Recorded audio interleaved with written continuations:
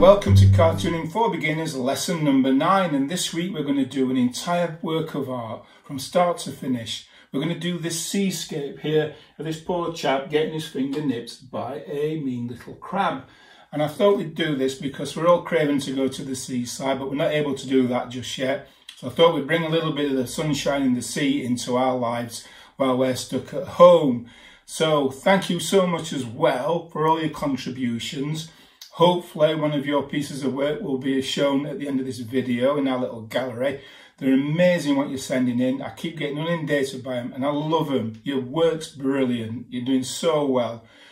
Please keep sending them to me at pete@petemckee.com. Also, engage with me on Instagram, Twitter or Facebook. I love seeing all those pictures posted up.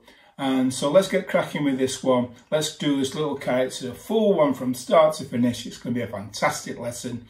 Okay, let's get our pens and let's get cracking. Because we're going to do a picture from start to finish with a landscape and everything, I thought it was wise to show you what we're trying to aim for, so you can give yourself enough space on your piece of paper and get an idea of where things are going to go at the very end. So if you've got your A4 sheets of paper, which is the sort of paper we use at school, or you're using a printer, turn it on its side, and that's called landscape. That's right, and that's the posh professional way of describing how your paper is. So that's landscape.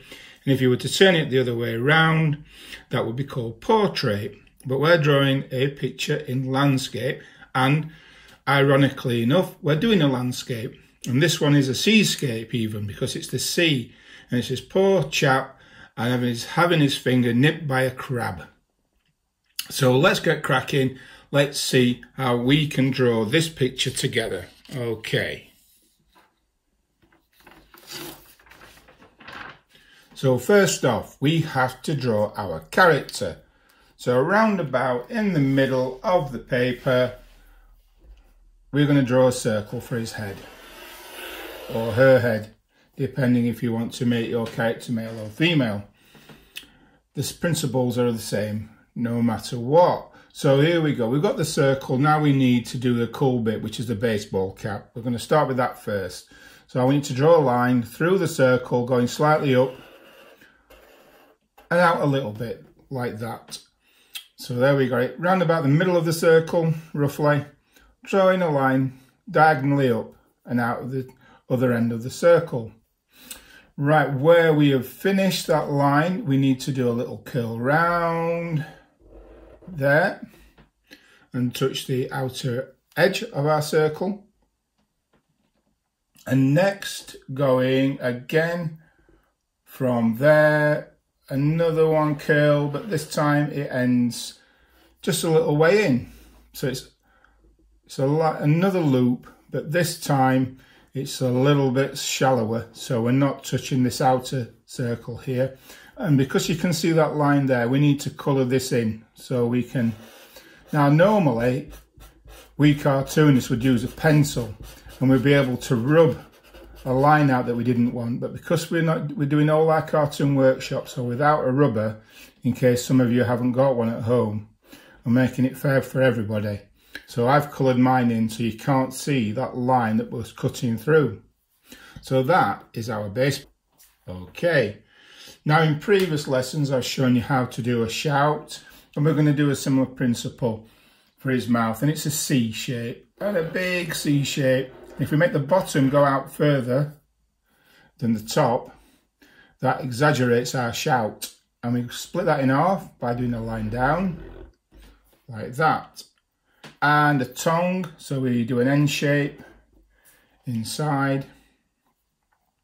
And I'm going to just make a line across there. So that's his teeth, or her teeth, the character's teeth. And I'm going to colour that in so you can see that clearer. And there we are, we've got our character shouting.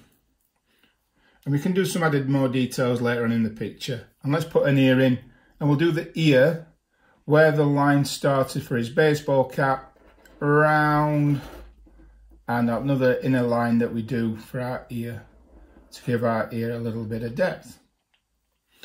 So there's the basis of our nose. If you notice, I've got a line through there. We're going to have to live with that, I'm afraid. Unless you're drawing with a pencil, then you can rub that line out if you wanted to. Well, I'll just put a little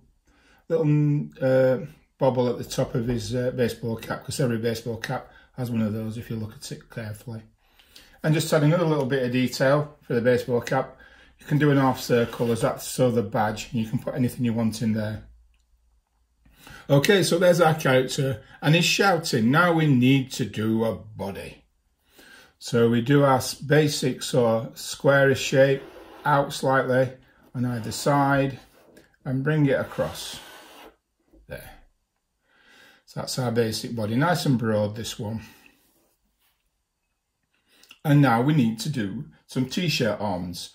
And because our character in the original picture has his arms flayed out, we go a little square shape.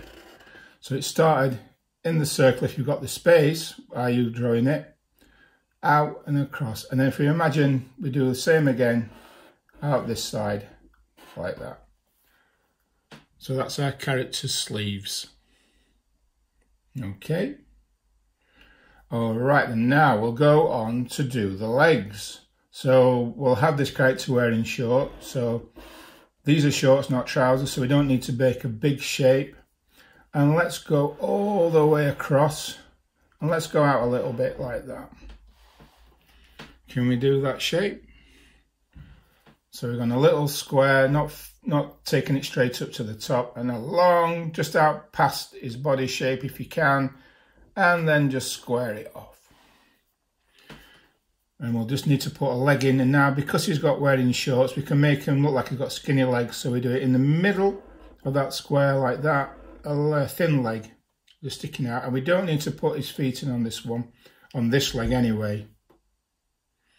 Okay, and then we want to put the second leg, which he was kicking out of the water when I showed you the picture. So we just go across a little bit, we go down just a bit, just past this short, where the short ends, and just go down a little bit, and we follow this line here on his shorts, take that down a little bit and end at the same space there.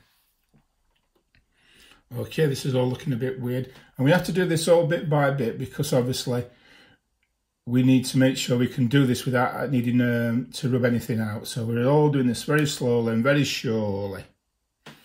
Right, now then, so, well, let's add this in now. Let's just give this a little smile at the bottom, like that. Curl it round that leg.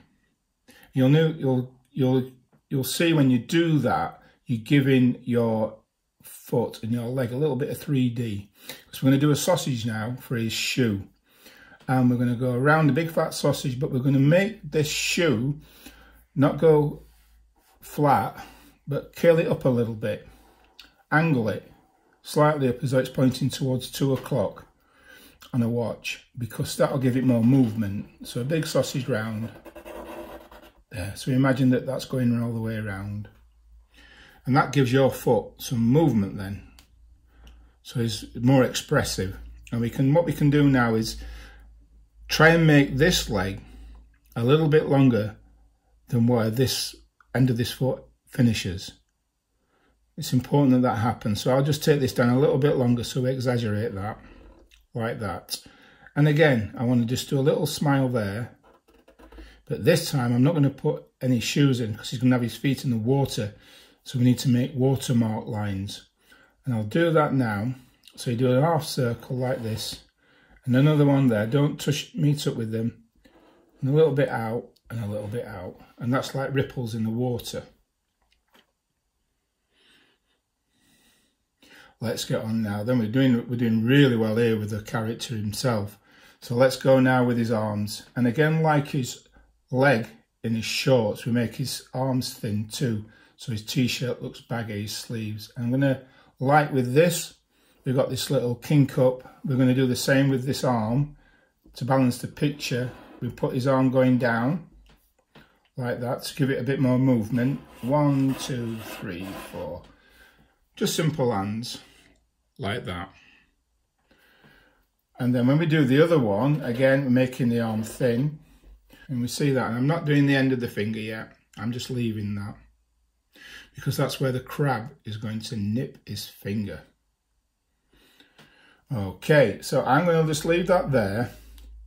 And we'll carry on with part 2, where we add the crab. So it's time to add the crab. We've done great so far with the little character, giving you time to catch up and draw him in. And now we can add the crab nipping this poor character's finger. So what we need to do, we need to imagine what the crab pincer looks like. Bump, bump, bump, bump, bump, like that. And I'm going to just bring in the picture that we originally were working on, just to give you a reminder what that crab was going to look like when we start drawing it now. So I'm just going to bring that in, nice and easy. Down we go, there. So what we're aiming for is to look like this finger's been nipped by the crab's claw. So you don't see all the crab's claw, you don't see all the little character's hand. That's why we stopped. Right, so this is what we're going to try and draw now. We're aiming for this. So I hope you've got some space on your paper. So here we go.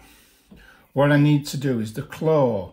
So I'm going to draw a line just down like that. That gives me a starting point what this claw is going to look like. And then I can do a sort of a smile shape, a bend. Oh dear, I put too much black ink out on my pen. Just bear with me 1 second to get my tissue. Look at this, this is a live action errors. So I need a bit of tissue wiping the end of my ink pen because mine's like a liquid ink pen. So hopefully we got a bit of that. I can I'll show you that later. And then we bring that round. Oh, the finger out there because his finger's been nipped. Can we see that? Just have to do a little finger line there. And we'll bring this round, touching the other crab claw at the tip. So that's the pincer shape, and I can possibly show you that. I'm just going to bring in another piece of paper, an emergency piece, just to show you how I did that. So here we go. So we had a little wide hand like that, and then I drew a line going down, and then we go a big smile, draw the finger in, and another smile round to touch it. Okay, so we've done that, and then what we can do is start adding the crab. So we just put another little bit of his claw there, and then do a circle. I hope I'm not losing everybody here with this, but bear with me because it all works out brilliantly in the end. So there's a crab's body. And we've got to do another crab pincer, so another little part of his arm there, a little sausage. Then if we do a little V shape like that, and then we can do the outer claw bit. So another smile round and another smile round, and that's his claw opening up. And he's got 6 little legs sticking out, so thin legs like this.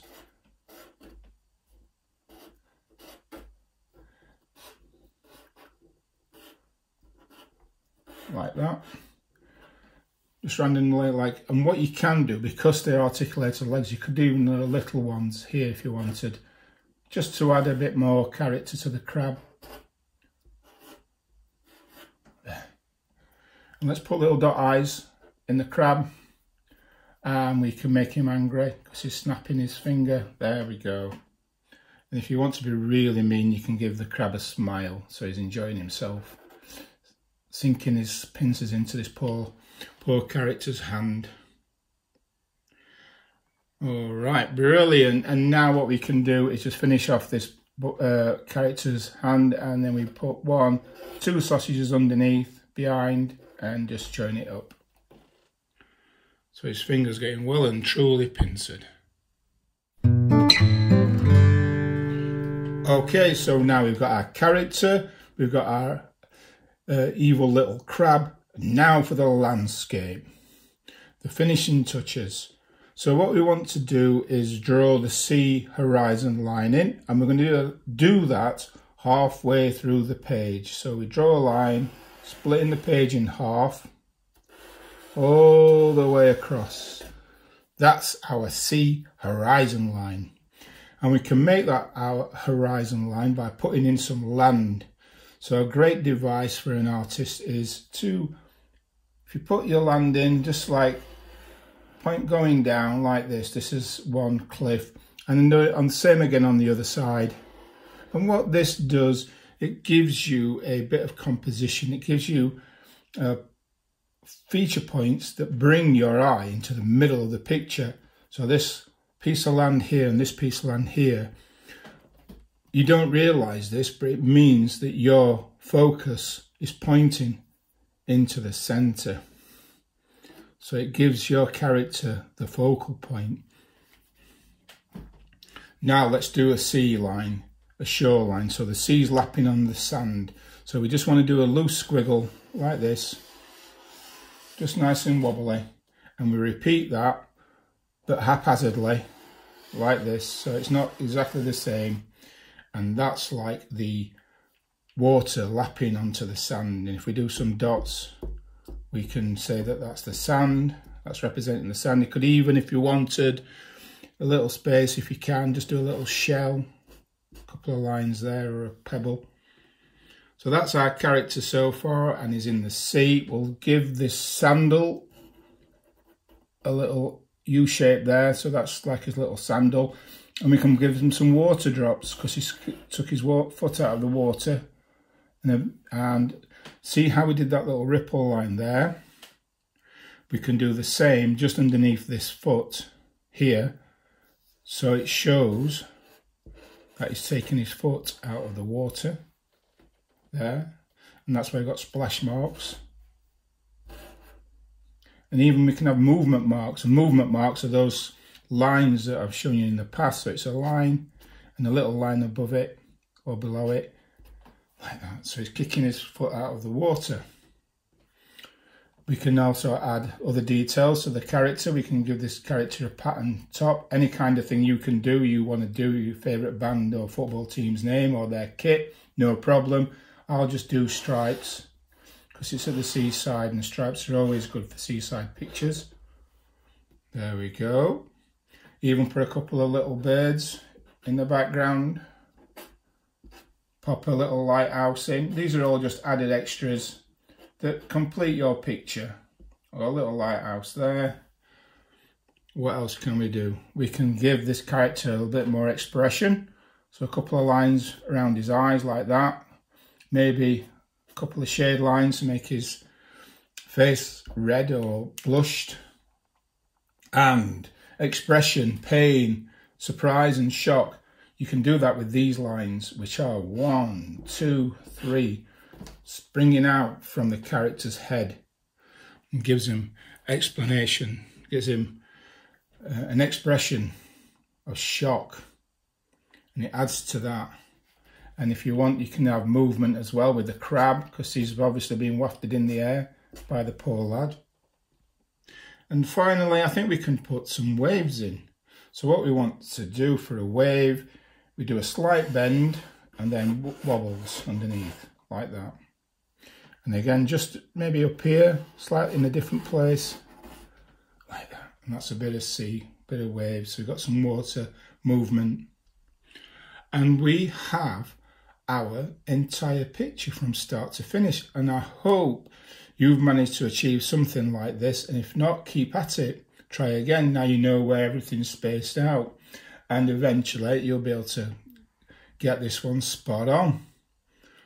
So the cool things for me on this one are how to draw a baseball cap for sure, and how to show movement.